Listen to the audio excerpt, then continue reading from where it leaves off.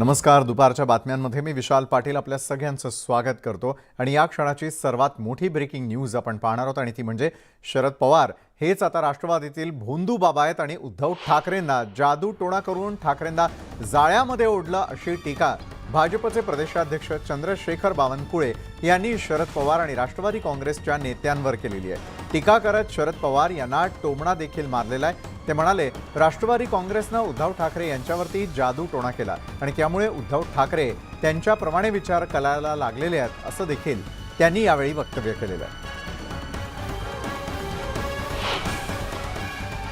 बेमानीत तो सत्ता बनवण्याचा जो प्रयत्न होता आणि तो केला सक्सेसफुली, म्हणजे उद्धव ठाकरेंनी वर एक प्रकारचा जादूटोणा केल्यासारखा प्रयोग झाला आणि त्या जादूटोण्यात उद्धवजी चालले गेले आणि खास करून राष्ट्रवादीनेच जादूटोणा केला होता उद्धवजीवर आणि म्हणून उद्धवजीचं थोडं त्या ठिकाणी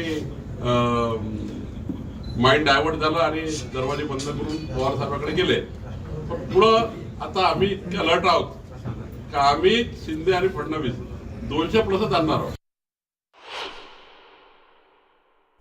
तर नेमकं बावनकुळे काय म्हणाले ते आपण सगळ्यांनी पाहिलं. बावनकुळेंच्या म्हणण्यानुसार शरद पवारांवरती थेटपणे आरोप करत असताना उद्धव ठाकरे आणि त्यांच्यावरती जादू टोणा करून त्यांना आपण जाळ्यात ओढून घेतल्याचं म्हटलेलं आहे. पवारांनी ठाकरेंना अक्षरशः जाळ्यात ओढलं अशा प्रकारचा आरोप यावेळी करण्यात आला. तर शरद पवार जादूटोणा करणारे भोंदू बाबा आहे अशा प्रकारची टीका बावनकुळेंनी थेटपणे शरद पवारांवरती केलेली आहे. तर बावनकुळेंनी शरद पवारांवरती केलेल्या टीकेनंतर मात्र राष्ट्रवादीकडून देखील त्याचे पडसाद उमटणार एवढं निश्चित. बावनकुळेंनी शरद पवारांचा दाखला देत शरद पवार जादूटोणा करणारे भोंदू बाबा आहेत आणि अशाच प्रकारे बोलून त्यांनी उद्धव ठाकरेंना त्या ठिकाणी आपल्या बाजूनं करून घेतल्याचं म्हटलेलं आहे. बावनकुळेंनी शरद पवारांवरती केलेली ही टीका आणि त्यानंतर आता राष्ट्रवादीचे देखील यावरती तिखट प्रतिक्रिया उमटण्याची शक्यता निश्चितच नाकारता येत नाही. शरद पवार जादूटोणा करणारे भोंदू बाबा असल्याचा बावनकुळेंनी घणाघात केलेला आहे शरद पवारांवर. तर ही टीका केल्यानंतर मात्र राष्ट्रवादीकडून तिखट प्रतिक्रिया येण्याची शक्यता. पवारांनी ठाकरेंना आपल्या जाळ्यात ओढलेलं आहे आणि त्या जाळ्यामध्ये उद्धव ठाकरे अलगदपणे अडकले असं देखील बावनकुळेंचं म्हणणं आहे. यावेळेला राष्ट्रवादी काँग्रेसचे प्रवक्ता महेश तपासे आपल्यासोबत जोडले गेलेले आहेत. महेशजी, बावनकुळेंनी शरद पवारांवरती टीका करत असताना जादू टोणा करणारा भोंदू बाबा अशा प्रकारची टीका केलेली आहे. असं आहे की बावनकुळेंना प्रदेश अध्यक्ष बनवल्यानंतर आता मला वाटतं भाजप काही लोक डोक्यात मारणार.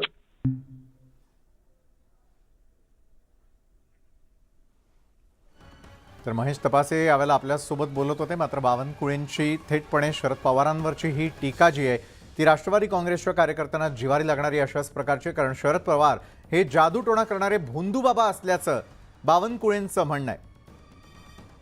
तर दुसरीकडे बावनकुळेंच्या म्हणण्यानुसार शरद पवारांनी उद्धव ठाकरे यांना आपल्या जाळ्यात ओढल्याचा देखील थेटपणे टीका करताना हा आरोप बावनकुळेंनी शरद पवारांवरती केलेला आहे. शरद पवार हे जादूटोणा करणारे भोंदू बाबा असल्याचं मत व्यक्त केलेलं आहे बावनकुळेंनी आणि या जाळ्यामध्ये उद्धव ठाकरे हे अलगदपणे अडकल्याचं देखील त्यांचं म्हणणं आहे.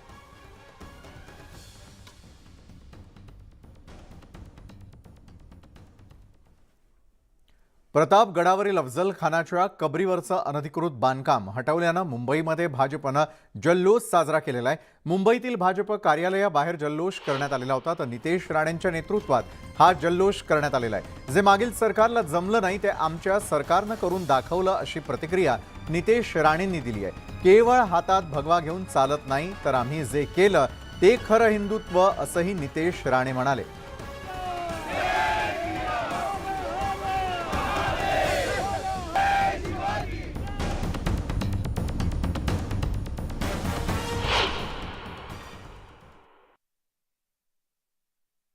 खानवर प्रेम करणारे आतापर्यंत जे राज्यकर्ते होते ज्यांना फक्त हातात भगवा घेण्याचे आहे, पण मनामध्ये हृदयामध्ये छत्रपती शिवाजी महाराज ठेवणं असणं हे खऱ्या अर्थाने फक्त आमच्या देवेंद्रजींनीच दाखवून दिलेलं आहे.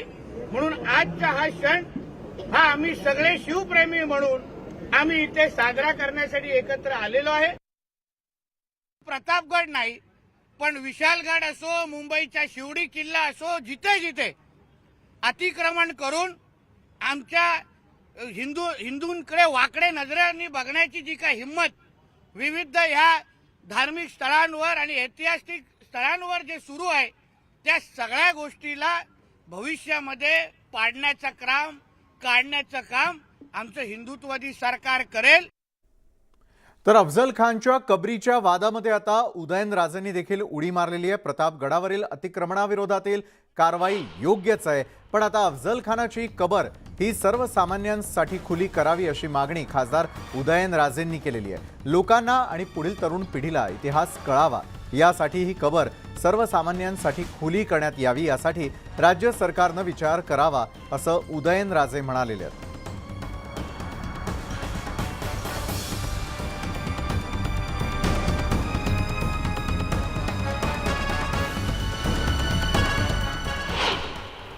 ही आताची पिढी आहे किंवा पुढची भावी पिढी आहे, त्यांना कळायला पाहिजे की बाबा ही कबर कशा करताय, काय झालं इतिहास,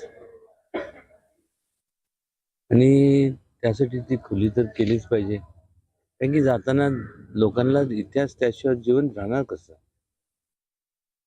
त्या अनुषंगाने जिथं ते त्यांचे तिथं जे बांधकाम झालं ते सगळं फॉरेस्ट डिपार्टमेंटमध्ये त्या हद्दीतलं आहे. त्यांनी जे काय केलं एक प्रकारचं अतिक्रमण होतं, आणि अतिक्रमण म्हणल्यानंतर जी कारवाई शासनाने करायला पाहिजे त्यांनी ती केली.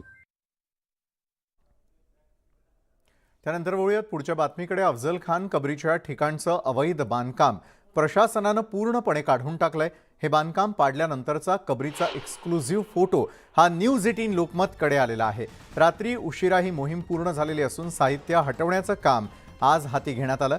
आज याच प्रकरणामध्ये सर्वोच्च न्यायालयात सुनावणी होणार असल्यानं या परिसरात दुसऱ्या दिवशीही कडक बंदोबस्त तैनात करण्यात आलेला आहे. योग्य कारणाशिवाय कुणालाही प्रतापगडावरती सोडण्यात येत नाही. या एकूण कारवाईची आज जिल्हाधिकारी माध्यमांना माहिती देण्याचीही शक्यता आहे.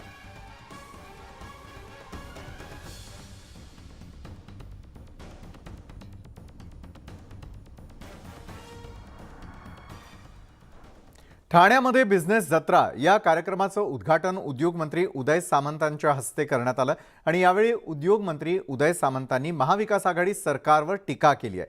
आधीचे उद्योग मंत्री कुठेही जात नव्हते आणि त्यामुळे राज्यात 2.5 वर्षात उद्योग आलेच नसल्याचं उदय सामंत म्हणाले. राज्यात 25,000 कोटींचे प्रकल्प आणलेले असून लवकर तरुणांना रोजगार मिळेल असं आश्वासन उद्योग मंत्र्यांनी दिलं आहे.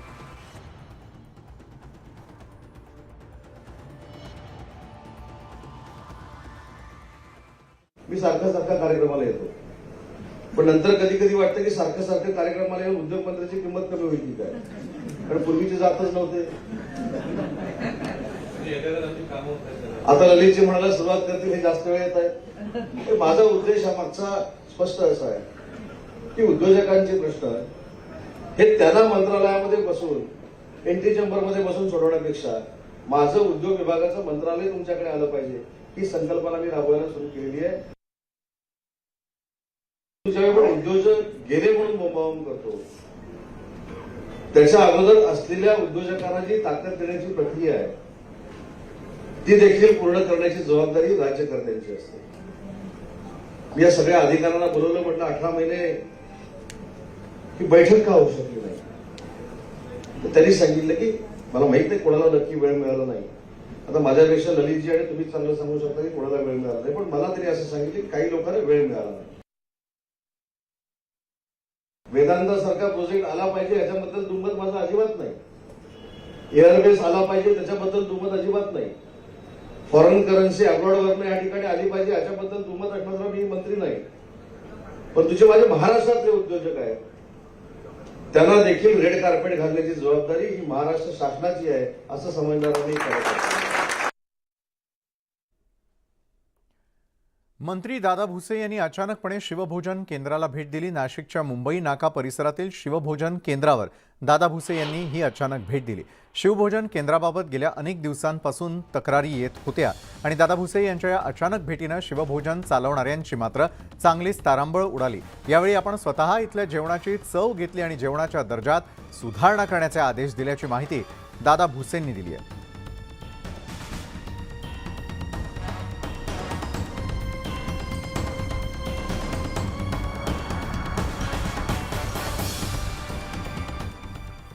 अनिल देशमुख यांच्या सीबीआय केसमध्ये दाखल जामीन अर्जावरती अद्याप सुनावणी झालेली नाहीये। सुनावणीच्या मागणीसाठी अनिल देशमुख यांच्या वकिलांनी उच्च न्यायालयामध्ये न्यायाधीश भारती डांगे यांच्या कोर्टात दाद मागितली आणि या प्रकरणामध्ये इतकी घाई का असा सवाल कोर्टानं विचारलाय। देशमुख यांच्या वयाचा दाखला देत देशमुखांच्या वकिलांनी अर्जावरती सुनावणीची विनंती केली। यावर दुपारी पाहूयात असं देखील उत्तर कोर्टानं दिलंय।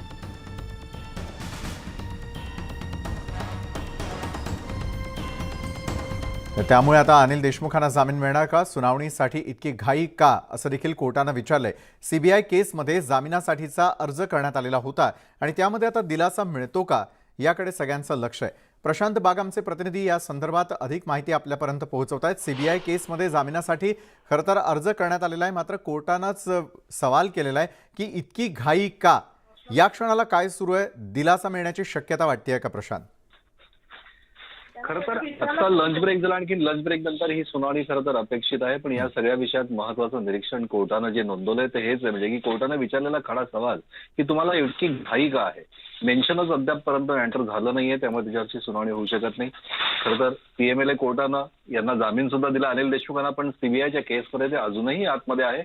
हॉस्पिटलमध्ये त्यांना नुकताच डिस्चार्ज मिळेल अशा प्रकारची परिस्थिती सगळी समोर असताना सीबीआय कोर्टमध्ये त्यांना जामीन न मिळाल्यानं त्यांची कोठडीतला मुक्काम अजूनही तसाच कायम आहे आणि यासाठीच म्हणून पुन्हा एकदा दाद मागण्यासाठीचा हा प्रयत्न आपल्याला नक्कीच म्हणता येईल।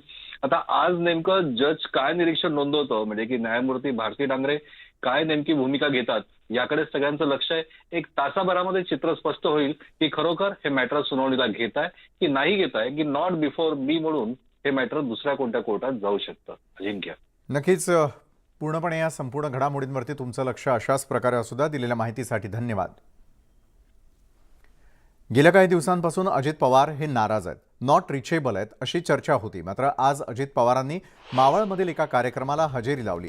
परदेशामध्ये असल्यानं आणि इतर कारणांमुळे काही ठिकाणी उपस्थित राहू शकलो नाही असं स्पष्टीकरण यावेळी अजित पवारांनी दिलंय।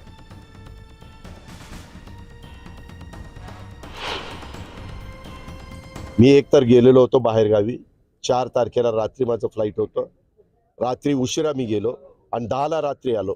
काही माहिती घ्यायची नाही, काही नाही, वेगवेगळ्या चॅनलवर काही पण तुमच्या क्लिप चालू ठेवायच्या। कुणीतरी विचारायचं होतं माझ्या ऑफिसला की अजित पवार कुठे गेलेले। जो माणूस परदेशामध्ये जातो तो माणूस परदेशातनं त्या ठिकाणी लगेचच इथं हे करू शकत नाही आणि मला त्या संदर्भात काय बोलायचं त्याची वेगळी प्रेस कॉन्फरन्स घेईल मुख्यमंत्री उपमुख्यमंत्र्यांना की तुम्ही ओला दुष्काळ जाहीर करा। थोडासा तरी एक लोकांना समाधान दिवाळीच्या काळामध्ये शेतकरी वर्गाला होईल, परंतु दोघांनी पण ते केलं नाही। आणि आत्ताची परिस्थिती बघता मागे तुम्हाला आठवत असेल अधिवेशनाच्या काळामध्ये देखील ओला दुष्काळ जाहीर करावा म्हणून पहिल्या टर्म म्हणजे खरीपाच्या बद्दलचं, आता तर रब्बीचं पीक आहे पण त्यावेळेस खरीपाचं म्हणजे आपलं खरीपचं पण नुकसान झालं, रब्बीचं पण नुकसान झालं। आज विम्याचे पण पैसे मिळत नाहीयेत। विम्याचे आकडे एवढे मोठे ऐकायला मिळतात, परंतु इतकी तुटपुंजी रक्कम विमा कंपन्या देतात। त्या सगळ्यांकडं सरकार म्हणून आत्ताच्या राज्यकर्त्यांनी, मुख्यमंत्र्यांनी, उपमुख्यमंत्र्यांनी लक्ष दिलं पाहिजे। तर दुसरीकडे महाराष्ट्रातील लोकप्रतिनिधी आणि राज्य सरकारमधील सचिव स्तरीय अधिकारी गुरुवारी खोल समुद्रात पोहोचले। नौदलानं आयोजित केलेल्या समुद्रात एक दिवस या उपक्रमाच्या निमित्तानं नेते मंडळी 3 युद्धनौकांवरती स्वार झालेले होते। लोकप्रतिनिधींना लष्कराची माहिती देण्यासंबंधीचा उपक्रम संरक्षण मंत्रालयानं आखलाय। विधानसभेचे अध्यक्ष ॲडव्होकेट राहुल नार्वेकर, मंत्री चंद्रकांत पाटील यांच्यासह 25 लोकप्रतिनिधी आणि एकूण 125 अतिथींनी यात सहभाग घेतलेला होता। नौदलामध्ये अलीकडेच दाखल करून घेण्यात आलेल्या INS विशाखापट्टणम या आघाडीच्या विनाशिकेसह INS चेन्नई विनाशिका आणि INS तेज या फ्रिगेटचा यात समावेश होता। सर्व अतिथींना घेऊन या 3 युद्धनौका खोल समुद्रात गेले आणि तिथे त्यांच्यासमोर नौदलाच्या विविध सरावांचं सादरीकरणही करण्यात आलं.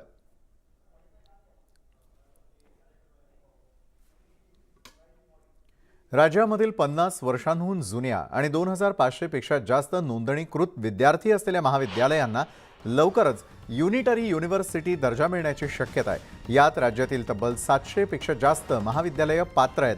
ज्या महाविद्यालयांनी नॅकच्या 3 सायकल पूर्ण केल्या आहेत आणि नवीन अभ्यासक्रम आणि परीक्षा सुधारणा लागू करण्यात त्यांचा ट्रॅक रेकॉर्ड सिद्ध झालेला आहे, ते पदवी प्रदान करू शकतील. प्रस्थापित महाविद्यालयांसाठी राष्ट्रीय शैक्षणिक धोरणाबाबत सरकारी समितीनं नुकताच आपला अहवाल सादर केला आहे.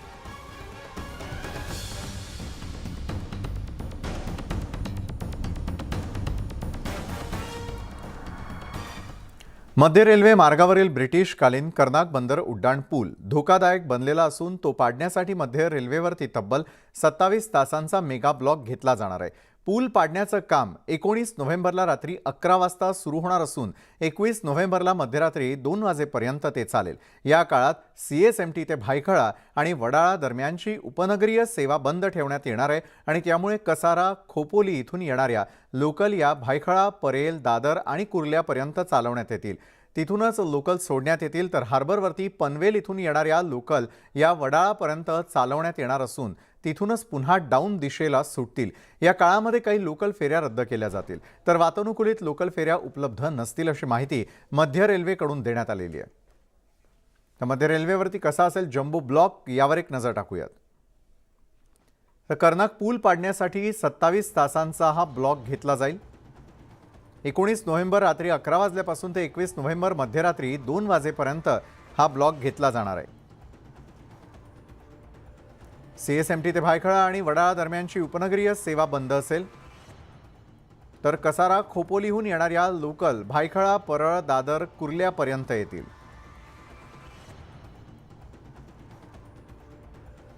तर पनवेलहून येणाऱ्या लोकल या वडाळ्यापर्यंतच असतील.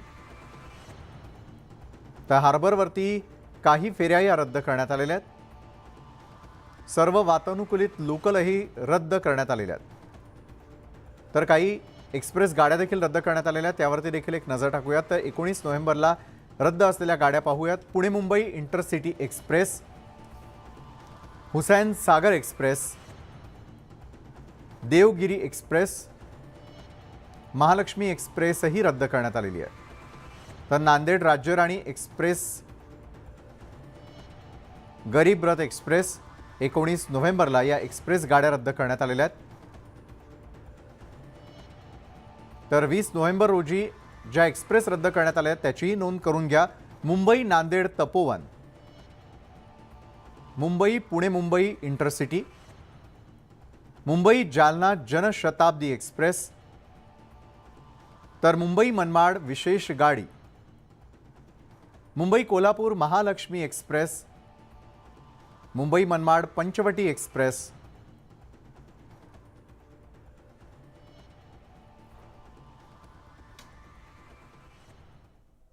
वाजत गाजत निंजा ही आलिशान अशी 21 लाखांची दुचाकी गाडी आणण्यात आलेली आहे. मात्र आज पहाटे ही दुचाकी अज्ञातांनी जाळली. हा धक्कादायक प्रकार कोल्हापुरात घडलेला आहे. या आगीमध्ये 2 दुचाकींसोबत एका कारनंही पेट घेतला.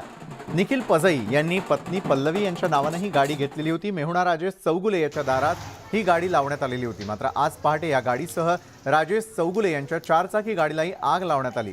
हौशेनं घेतलेल्या या गाड्या आता आगीत जळून खाक झाल्यात.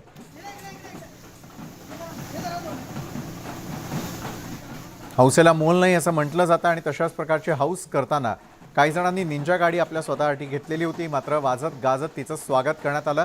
तर त्याच रात्री मात्र या गाड्या पेटवून देण्यात आलेल्या आहेत. अज्ञातांनी गाड्यांना लावलेली आग आपण यावेळी पाहतोय.